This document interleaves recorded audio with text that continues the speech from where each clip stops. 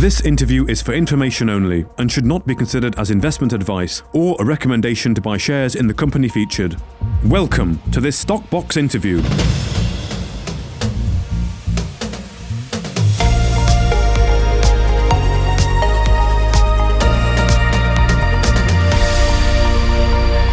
Well, joining us today is Andrew Bell, the CEO of Red Rock Resources. Thank you, Andrew, for your time. How are you doing? I'm doing very well.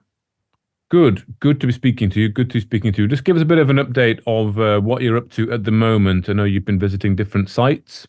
Yeah, I think that there's a point at which telling people where I am becomes probably a bad idea. And it's sufficient to say that I'm toing and froing, mainly at the moment, Burkina Faso and Congo. So I just came back on Saturday from Kinshasa.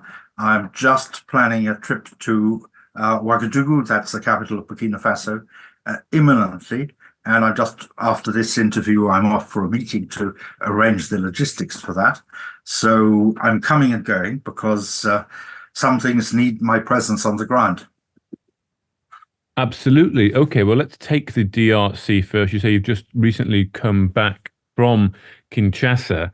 Of course, this has been going on for a while, hasn't it? Of course, the arbitration process. Last time we spoke, you said you were making good progress. You were in a position to speed up that process, and it was not quite number one on the agenda. I think Burkina was number one, but DRC was a close second. So what have you achieved from being out? How has this progressed? Well, of course, if I could get an instant result, it would be number one on the agenda. But the fact is that there was an election at the end of last year, and post-election, it took a long time to go through the sort of tribunals on the election, and then to get the Prime Minister, first of all, the Speaker of the Parliament, then the Prime Minister, then the Cabinet appointed, and then to make the personnel changes. For example, the current Chief of Staff has only been in place for a short time. So our lawyer had to write a letter to him called a rappel, asking him to take up the file where it was left by the previous Chief of Staff. And then you have to make sure that the people are having a meeting to hand over the papers and everything. And surprisingly, if you leave these things to themselves, they don't necessarily happen quickly. I guess that even here, where we have very good systems for transfer from one administration to the next, before an election and after, and the civil servants get together and they start briefing the opposition sometime in advance.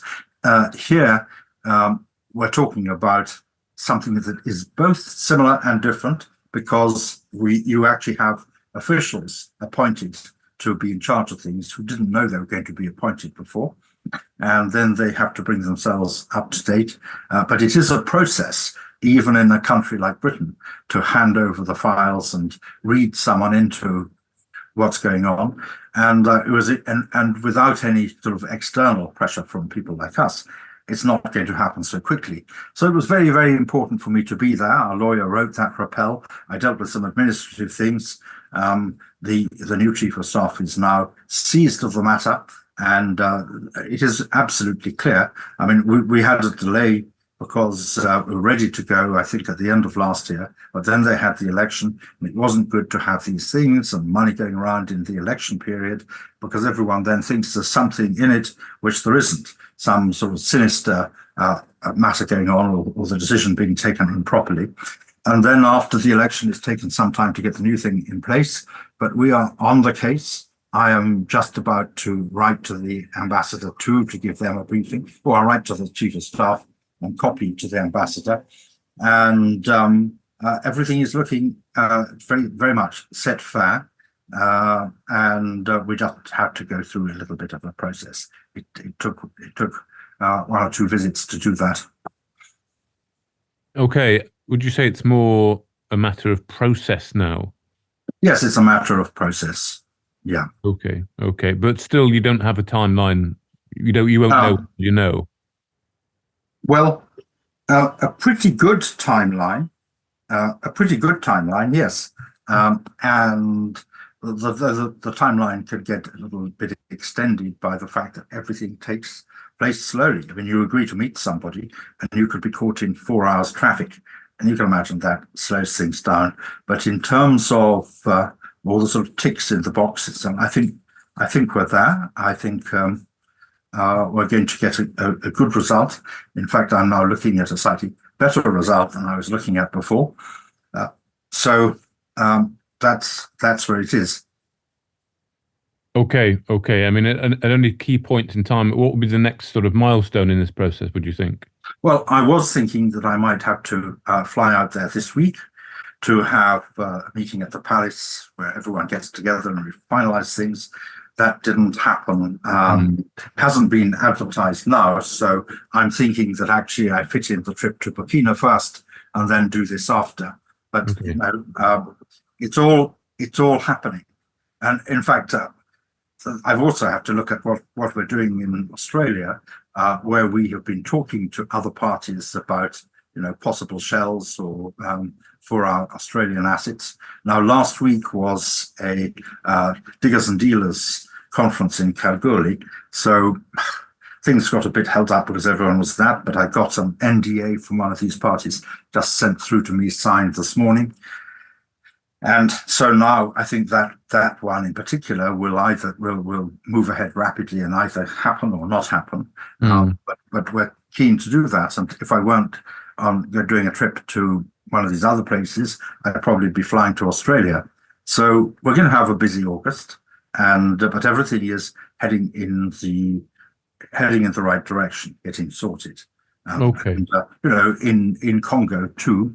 With the passage of time, what you thought was your A team dealing with the matter, you may conclude that they're actually the B team, and you have to bring someone else in as well to help. And you also get to know the country better, and you get to know other people.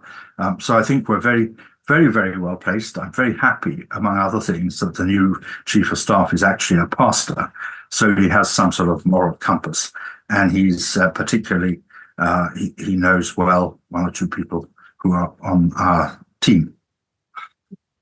Okay, thank you for that. And then on Burkina, then of course you say you're heading out to Burkina. I think last time we spoke, you did talk about going out there. You talked about you're expecting to have contractors on site, equipment was on the way. So you're heading out to sort of oversee.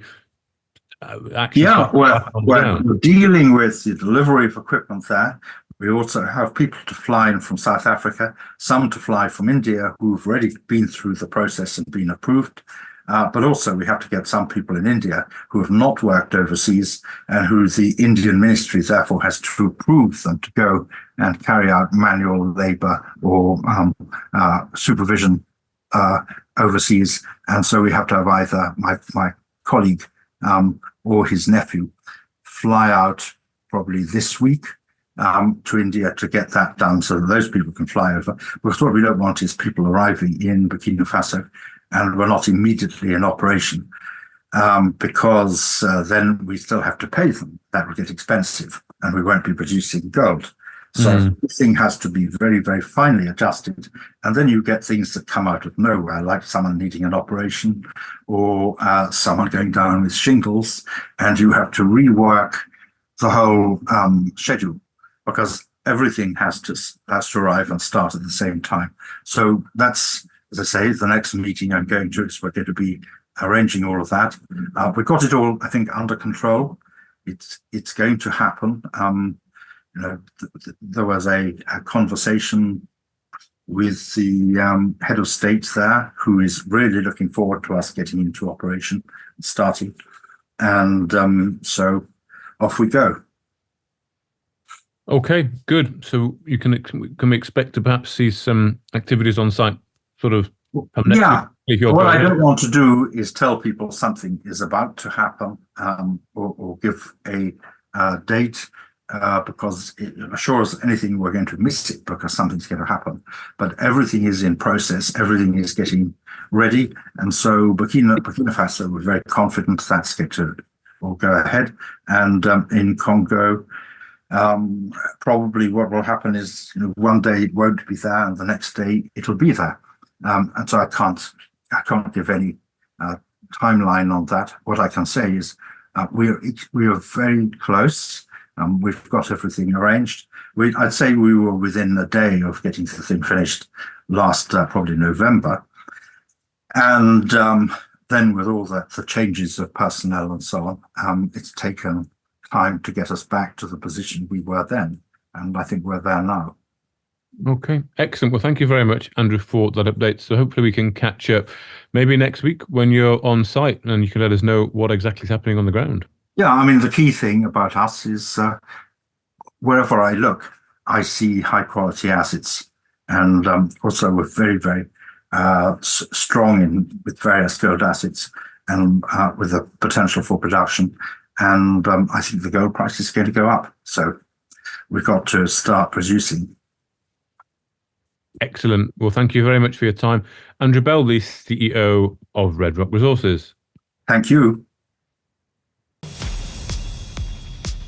If you enjoyed this interview, then give us a thumbs up, a like or a retweet.